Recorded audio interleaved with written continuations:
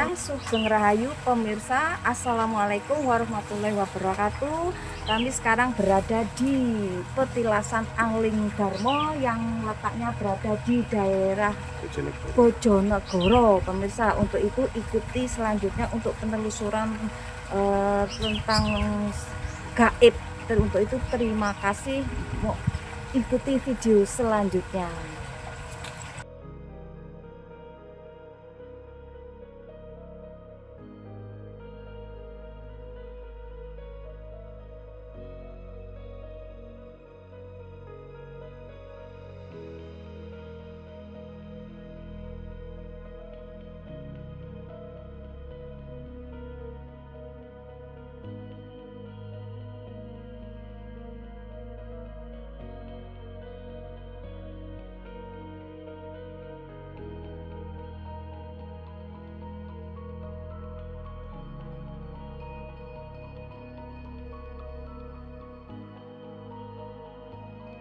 Iya.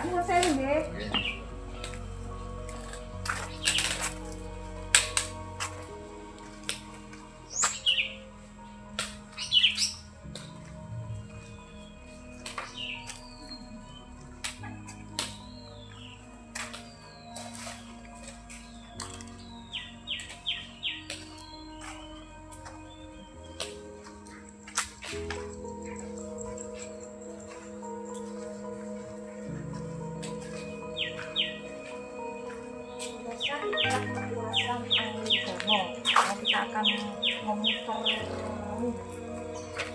petilasan ini.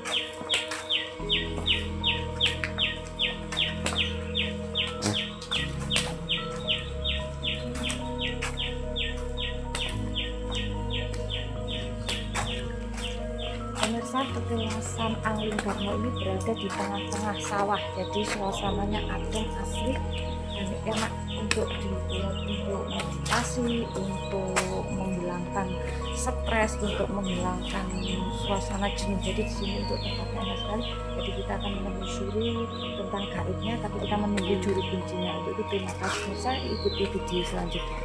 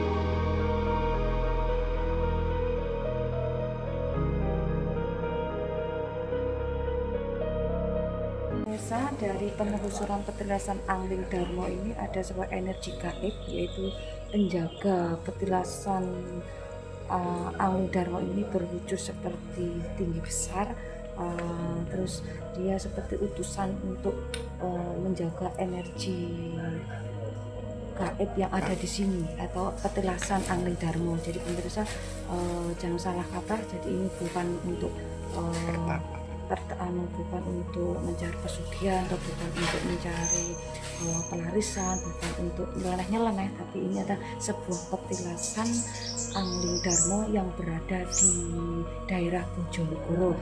Untuk itu, untuk gaib-gaibnya selanjutnya nanti kita telusuri kembali sambil menanyakan kepada juru kuncinya.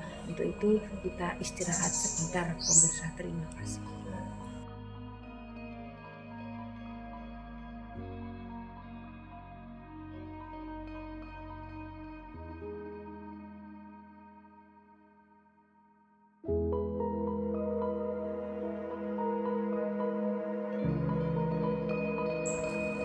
Saya kembali lagi ini dengan juru kuncinya sudah datang. Untuk itu kita akan menelusuri dengan narasumbernya untuk tentang petilasan Angling Darmo. Monggo.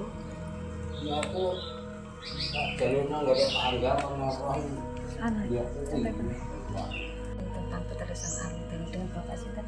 Bapak Abdul Kasir. Pak Abdul Kasir, kami dari Surabaya, Bapak ingin menelusuri tentang petilasan Angling Darmo.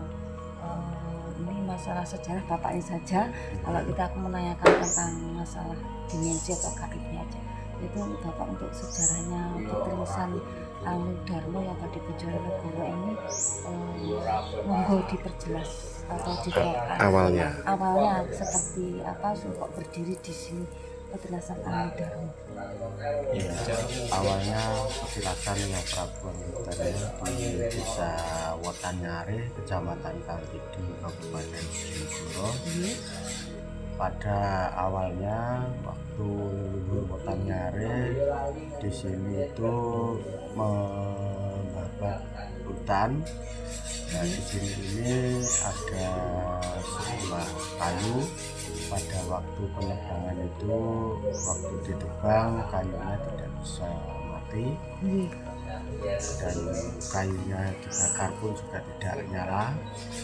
Nah, ternyata yang menebang itu di sini beliau mungkin lewat mimpi atau beliau bersemedi bahwa di sini ini diberitahu bahwa di sini ini tempatnya Eyang Prabu Angling Darmo bersemedi. Dan selanjutnya dari leluhur Desa Wotanyare ini dirawat. Dulu sebelum dibangun ini di sini ini hanya tanah kosong yang tandanya dulu waktu itu adalah tumpuan-tumpuan bata kuno. Lalu dari leluhur kami dibangun semacam rumah kecil atau cungkup waktu itu yang diberi nama, dan terus diurui dari masyarakat Desa Wotanyare, dan sampai sekarang ini bangunan ini dibangun pada tahun 2009 di waktu pemerintahan Bupati Kangyoto, dan sampai sekarang pun masih dilestarikan dari masyarakat Wotanyare. bahwa di sini ini adalah tempatnya Eyang Prabu Anggradarma Bersmedi. Tanya Pak, simbol waktu pembangunan ini ada ditunjuk enggak? Kalau simbol pembangunan di sini ini mungkin saya tidak tahu ya itu ada enggak karena saya tidak bertemu orangnya, tapi dari leluhur yang menemukan itu bahwa di sini ini dulu adalah tempat Eyang Prabu Anggradarma Bersmedi, dan mungkin dari leluhur itu ada petunjuk di sini itu adalah tempat kediaman beliau bersmedi. Gitu. Terus untuk silsilahnya Anggradarma sejarahnya gimana? Kalau silsilah Eyang Prabu Anggradarma itu berasal dari Eyang Sri Joyoboyo dari Kediri. Beliau adalah cucu dari Eyang Sri Joyoboyo Kediri. Eyang Sri Joyoboyo mempunyai 2 orang anak putri. Yang pertama yang bernama Dewi Sukesi, yang kedua Dewi Pramesti. Dewi Sukesi mempunyai anak, beliau adalah Eyang Batik Madrim, sedangkan Dewi Pramesti dia punya anak adalah Eyang Anggradarma.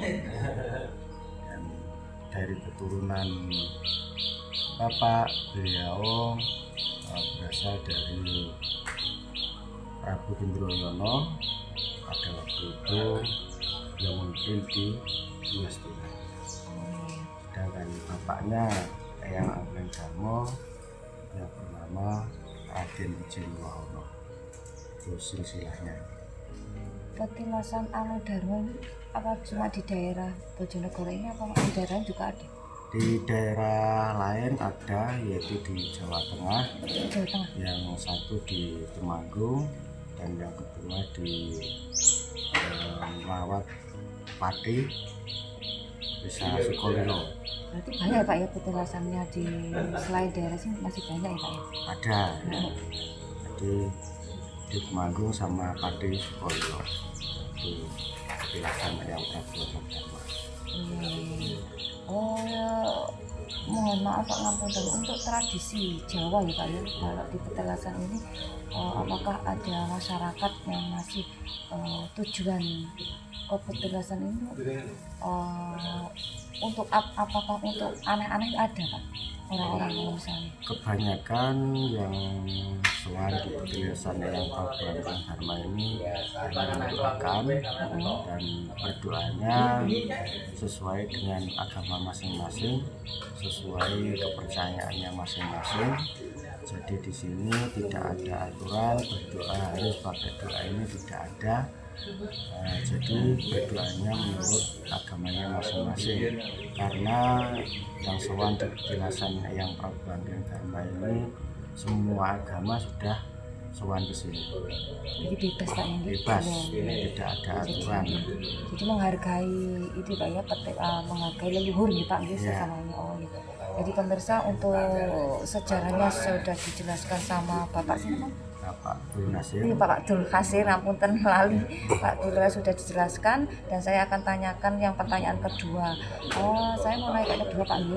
Apakah Bapak selama menjadi juru kunci di petilasan Anggradarma ini menemukan dimensi atau gaib atau sesuatu berinteraksi dengan makhluk-makhluk gaib di sini? Apakah Bapak juga pernah sering menemui penampakan yang ada di petilasan Anggradarma? Monggo dijawab. Kalau penampakan melihat wujud dari manusia pernah, terus melihat wujud binatang pernah, terus melihat wujud cahaya pernah. Itu Bapak sendiri?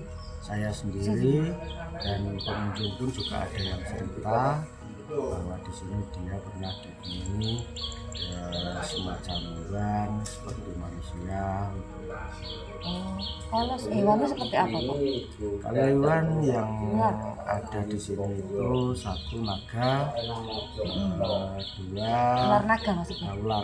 ular naga, Oh, terus yang kedua adalah semacam harimau, kuda juga ada, itu kera juga ada. di petirasan ini. Ya di lokasi sini.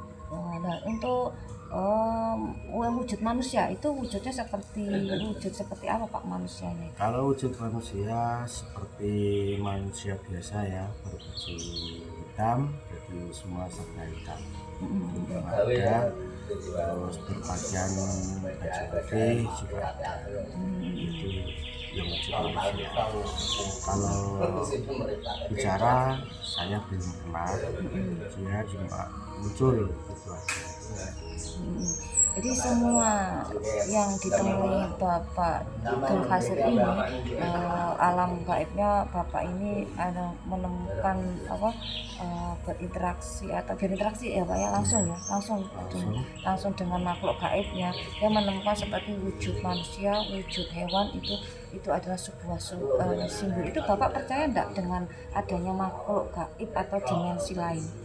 Kalau saya percaya ya, karena di sini tempatnya bersih, kok ada hewan, ada manusia, sedangkan pada waktu itu di sini tidak ada orang. Jadi saya percayanya itu.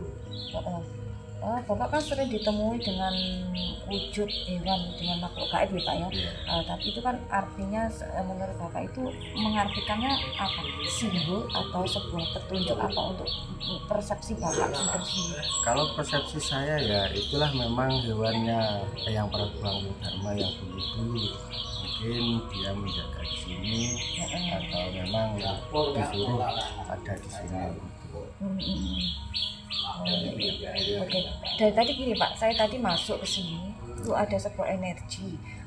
Jadi perasaan waktu aku masuk ke petirasannya Aling Dharma ini ada wujud sesosok makhluk ya, ada tiba-tiba katanya utusan Aling Dharma untuk menjaga tempat ini, tapi wujudnya itu tidak jelas, seperti kayak manusia yang berwujud badan besar, tapi wujudnya seperti kepala. Tapi kalau orang Jawa itu diarani wajahnya aneh, kayak wujud buta, bukan kayak kardus Pak di sini. Apakah itu juga Bapak sama yang saya lihat tadi seperti itu? Kalau wujud seperti manusia-manusia yang dulu itu saya belum pernah. Tetapi ada yang pernah cerita pengunjung di sini itu bahwa di sini dia pernah ditemui seorang wujud manusia seperti yang Mbak ketahui itu orang dari Bali. Gitu. Bahwa dia itu seperti manusia purba gitu. Iya, jadi tidak seperti manusia sekarang. Kayak buta raksasa gitu Pak tadi. Aku mau ngomong sukan, ngapunten gitu Pak, kan takutnya ada kan kepercayaan, keyakinan gitu Bapak nggih. Gitu. Ya. Pernah ada cerita dulu pengunjung dari Bali bahwa dia itu ditemui sampai diajak ke alamnya atau rumahnya, bahwa manusia itu bukan seperti manusia sekarang. Yang dia lihat itu orangnya besar, telinganya juga besar, hidungnya besar. Nah, dia mungkin menunjukkan bahwa manusia yang ditemuinya itu adalah manusia purba, manusia zaman dulu ya. Jadi istilahnya simbol ya Pak ya. Kalau mungkin kalau menurut saya itu simbol. Kalau menurut Bapak bilang tidak apa masalah, kita nggak sama pendapat untuk itu Bapak saya tadi ini, saya itu masuk ke sini, ke petirasan ini ada energi yang kita disuruh untuk petunjuk untuk memutar 4 kali. Itu maksudnya apa ya Pak? Apakah seperti itu apa tidak? Apakah saya saja dimensi gaibnya kok energi saya langsung disuruh itu apakah benar? Ya memang pengunjung itu di sini mempunyai penunjuk sendiri-sendiri ya. Memang ada yang disuruh suruh mutar sampai 7 kali 9 kali ada sering kalau seperti Mbak itu. Jadi setiap pengunjung memang diberitahu beda-beda, tidak sama gitu. Dan juga ada yang tidak ditemui ada. Jadi sering, jadi di sini itu tidak semua harus ditemui oleh yang enggak. Atau dikasih petunjuk enggak, tergantung hatinya yang sowan. Kalau memang hatinya yang sowan itu memang benar-benar tulus, ikhlas, bisa juga ditemui eyangnya, bisa juga dikasih petunjuk gitu.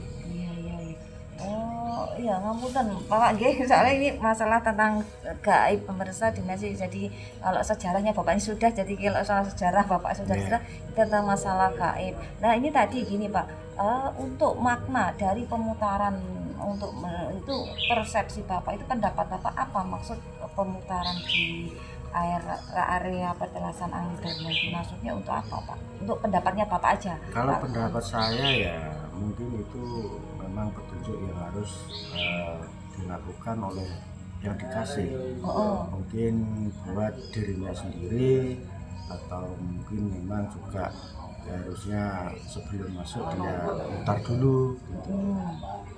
Di persepsi saya itu memang petunjuk beliau yang diberikan yang sowan itu. Oh gitu. Terus Pak, kan tadi ini juga ada energi, ada petunjuk. Itu ambil saya batu 4, ada batu 4 Pak ya. Saya pemutaran 4, batu 4. Nah batu 4 itu untuk simbol makna dari sebuah batu energi tadi itu, kalau menurut Bapak itu maksudnya apa? Pendapat Bapak aja. Kalau persepsi saya punya, cuma saya nggak mau melontarkan untuk pendapatnya Bapak aja. Saya mau tanya, kayak ada pengunjung seperti kami yang sama petunjuk, sama-sama petunjuk atau beda arti atau beda makna. Ya kalau pengunjung belum ada ya yang bercerita tentang melihat batu 4 atau dikasih batu 4 itu belum ada. Jadi persepsi saya ya memang itu diberikan pada Mbak ya diterima aja lah kalau memang ada petunjuk seperti itu. Oh gitu. Jadi pemirsa, berarti intinya Bapak Dul Hasil percaya dengan gaib di sini ya? Saya percaya. Masih kan ada yang tidak percaya dan itu tergantung keyakinan gitu Pak. Jadi pemirsa, bahwasanya gaib atau dimensi yang ada di petilasan Angli Dharma itu memang ada, dan itu sebuah, kalau makna dari pendapat saya itu adalah sebuah simbol mengartikannya. Jadi kita harus berhati-hati memaknai simbol gitu panggil, karena itu kepercayaannya tergantung masing-masing pengunjung. Jadi untuk itu kita pikir kembali apa makna dari sebuah simbol-simbol dari pesan-pesan petilasan Angli Dharma. Jadi artinya kita tidak boleh mengecas ya Pak ya. Ini jadi pokoknya intinya petilasan ini bukan untuk nyenah-nyenah ya Pak ya, untuk menghargai atau para leluhur di zaman dahulu atau zaman baula ya Pak ya, jadi di zaman kerajaan. Jadi istilahnya itu kita untuk generasi selanjutnya untuk mengetahui bahwasannya petilasan Angli Dharma ini sebuah petunjuk untuk manusia selanjutnya nih Pak nggih. Jadi bukan untuk berdebat nih Pak nggih. Jadi pemirsa, untuk selanjutnya karena ini sudah siang, mau ngapunten sangat, jadi bapaknya sudah sudi untuk hadir di petilasan Angli Dharma. Jadi pesan saya, mudah-mudahan dari pesan Bapak, pendapat Bapak dengan pendapat saya bahwa alam gaib itu ada, tapi tergantung manusianya mengartikannya nggih Pak nggih.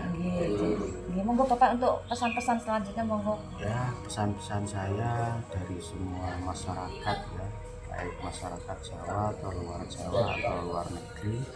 Jadi yang sowan ke petilasannya yang Prabu Angli Dharma ini bukan orang Jawa saja, luar Jawa juga ada, luar negeri juga ada. Ada Pak ya? Ada yang kemarin dari itu mana, dari Belanda sama Singapura. Oh, Belanda Singapura. Itu yang dari luar negeri. Kalau di luar Jawa memang banyak ya, banyak sekali.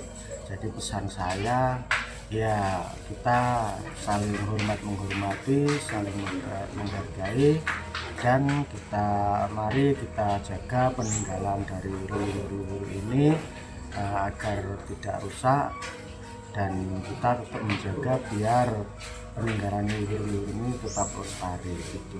Oke, terima kasih Bapak dengan Bapak Abdul Qasir yang menjelaskan sejarah peserta gaibnya. Untuk itu mudah-mudahan bermanfaat bagi manusia-manusia yang mau berkunjung ke sini ya Pak. Yeah. Jadi untuk itu terima kasih, menghargai leluhur, menghargai kebudayaan, melestarikan lebih baik daripada menghujat Pak Anggi. Iya. Terima kasih, kami dari Duya Channel mengucapkan Assalamualaikum warahmatullahi wabarakatuh. Salam Rahayu, terima kasih.